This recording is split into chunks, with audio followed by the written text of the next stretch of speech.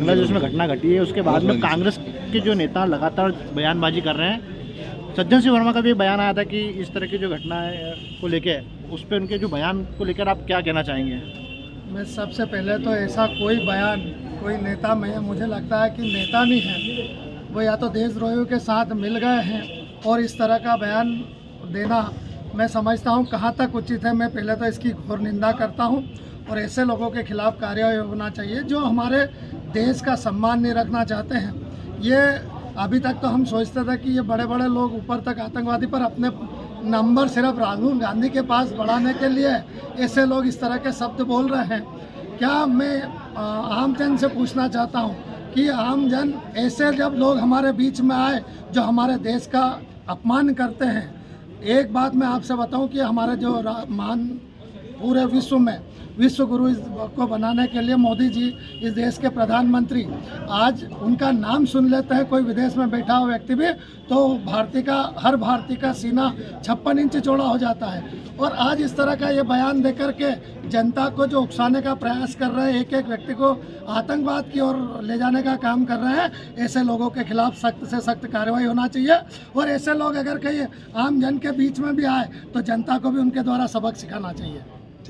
कांग्रेस के नेता समय समय पर ऐसे बयान देते हैं जिसके कारण जनता उद्वेलित होती है या जिसके कारण यह संदेश जाता है कि वो जनता को भड़काने का काम कर रहे हैं। कहीं दंगा भड़काना हो, आपने देखा होगा मध्य प्रदेश में भारत में कई जगहों पर दंगे होते हैं, उसमें कांग्रेस के नेताओं के बयान जिम्मेदार माने जाते हैं। राम मंदिर आंदोलन हो या फिर अन्य कोई जम्मू कश्मीर में धारा 370 हटाने का मामला हो, जेएनयू में चल रहा आंदोलन हो या आरक्षण पर सुप्रीम कोर्ट का फैसला हो, कांग्रेस या किसान आंदोलन पर कांग्रेस का बर्ताव हो, ये सब बताते हैं कि वो किसी न किसी तरह से अपनी हार को पचा नहीं पा रहे। वो हार जो 14 में हुई, वो हार जो 19 में हुई, वो हार जो 24 में हुई, इनके हाथ से राजस्थान चला गया, छत्तीसगढ़ चला गया।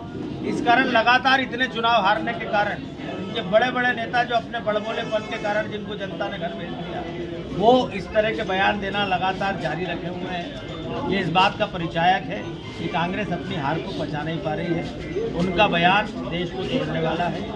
भारत भैया उन्होंने ये भी बोला कि बांग्लादेश जैसे हालात यहाँ निर्मित होंगे और जनता प्रधानमंत्री आवास में घुस जाएगी। बांग्लादेश हो, श्रीलंका हो, पाकिस्तान हो, पाकिस्तान और बांग्लादेश का निर्माण जिन आधारों पर हुआ, जहां पर जितनी जातीय कट्टरता है, जहां आर्मी के हाथ में तख्ता पलट करने के कई सारे किस्से हम सुन चुके हैं, उन देशों में लोकतंत्र की कल्पना नहीं की जा सकती। भारत में निष्पक्ष न्यायपालिका है, हमारी कार्यपालिका हो, हमारी व्यवस्थापिका हो, यहाँ के मतदाता उन्होंने लग रहा है कि भारत में भी इस तरह के घटना हो सकती है और लगातार क्या कहेंगे? सज्जन सिंह वर्मा का भी बयान सामने आया, आपने देखा, क्या कहेंगे? मैं समझता हूँ कांग्रेस के नेताओं के बयानों को इस देश की जनता गंभीरता से नहीं लेती है। सरकार में आने के लिए जितने भी विमनस्यता देश में पैदा की जा सकती थी जाति के नाम पर, धर्म के नाम पर, वो सब चरम सीमा तक कांग्रेस के लोगों ने उसमें करने में कहीं कसर नहीं छोड़ी। उसके बाद भी परिणाम ये आया कि देश की जनता ने उनको सत्ता से दूर रखा। आज मैं समझता हूँ कहीं ना कहीं वही दर्द उनके मन में है कि आज वो उनके जो बयान निरंतर आ रहे हैं, ये बयान जो देश में अस्थिरता पैदा करने का, अराजकता पैदा करने का प्रयास है, इस देश की जनता को उकसाने का प्रयास है। ये वही कांग्रेस के लोग हैं जिन्होंने इस देश में लोकतंत्र की हत्या करने का में भी कभी पीछे नहीं हटे। ये वही कांग्रेस के लोग हैं जिन्होंने 1975 में इस देश के संविधान जाते हुए देश में मिशा लगाने का काम किया था और विपक्षी नेताओं को जेल में कुचलने का काम किया था।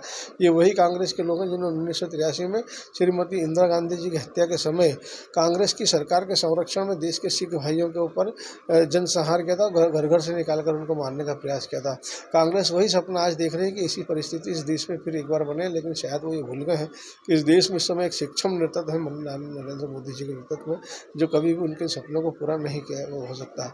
ये कांग्रेस की मानसिकता ही है कि निरंतर इस देश में अस्थिरता कैसे पैदा की जा सकती है, अराजकता कैसे पैदा की जा सकती है, सांप्रदायिकता कैसे खड़ी की जा सकती है, इसके लिए वो प्रयास करते हैं और वही उनके बयान का मैं समझता हूँ कि मूल कारण भी है।